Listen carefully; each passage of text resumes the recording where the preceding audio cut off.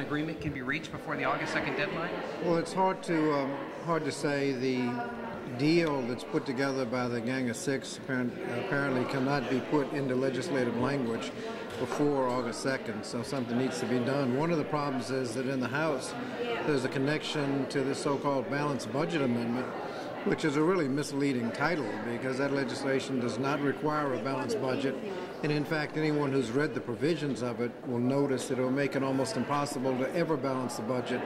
It will lock in corporate loopholes, and it will make it mean that deficits in the future will even be higher than they are today.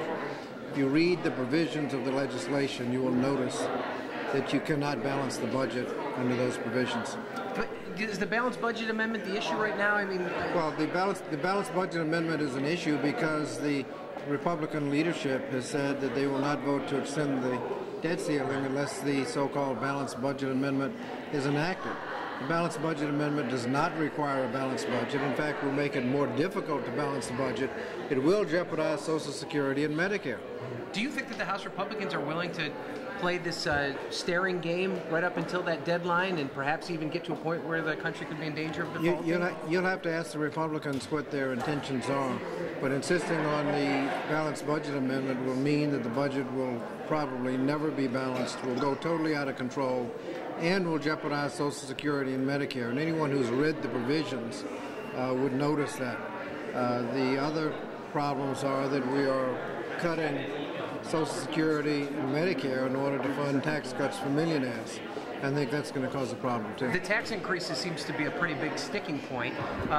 Do you think that that could be one of the things that holds it up? I mean, well, we're not talking about tax increases. We're talking about tax cuts expiring, or we can cut Social Security and Medicare to fund the tax cuts. And some of us don't think that you ought to cut Social Security and Medicare, student loans, in order to fund tax cuts for oil companies and millionaires. The oil company loophole is almost exactly the same size as the proposed cuts in student loans.